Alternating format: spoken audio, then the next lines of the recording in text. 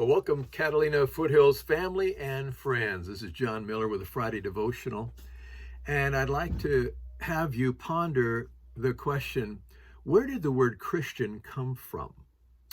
And you might be interested to know that it's only mentioned 3 times in the New Testament.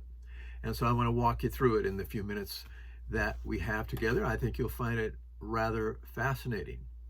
In 43 AD, this is about 10 to 13 years after Jesus died on that cross, rose from the dead, and ascended into heaven. And in Acts 11:25, we read this, the first use of the word Christian that at least we can find in the New Testament. It says, Barnabas went to Tarsus to look for Saul, and when he found him, he brought him to Antioch. So for a whole year, Barnabas and Saul met with the church and taught great numbers of people. The disciples were called Christians first in Antioch. Acts 11:25-26. This is about 43 AD.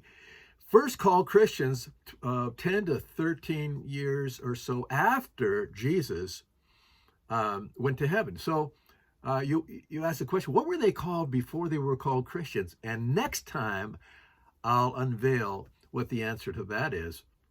But I want to move on to the second time that the word Christian is used, and that is in Acts 26, 27 through 29. And this is AD 62. So 19 years later, we see that King Agrippa is going to use this word. And here's what he says as Paul makes his defense before King Agrippa. Paul is arrested.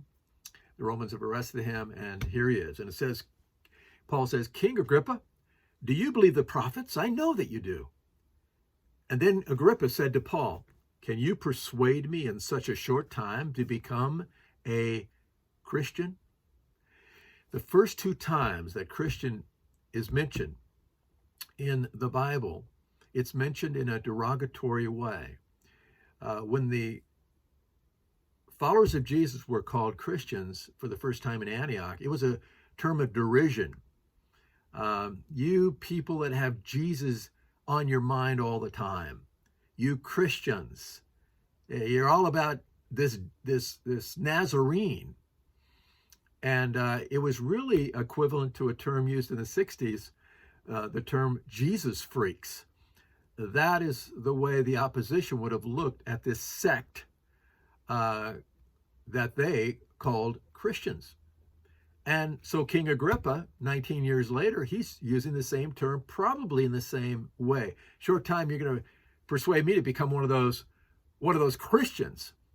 And of course, Paul beautifully answered. He said, hey, in a short time or a long time, I wish to God that not only you, but all who hear me this day may become what I am, except for these chains that you have around me. And that's in Acts 26:27 through 29. It's beautiful. The third time that the word Christian is used is found in Peter's epistle, 1 Peter chapter 4 and verse 14 through 16. This is about AD 65. So this is 3 years later than King Agrippa's use of the word. And now you're going to see a different angle on that word. 1 Peter 4:14. He says to all of us, if you are insulted for the name of Christ, you are blessed, because the Spirit of glory and of God rests upon you. But let none of you suffer as a murderer or a thief or an evildoer or a meddler. Yet if anyone suffers as a Christian, let him not be ashamed, but let him glorify God in that name.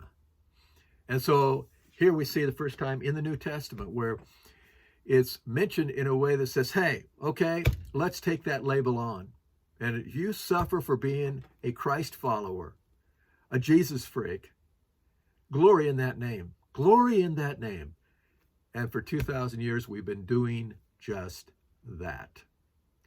So I hope that this has been interesting for you. Certainly fascinates me.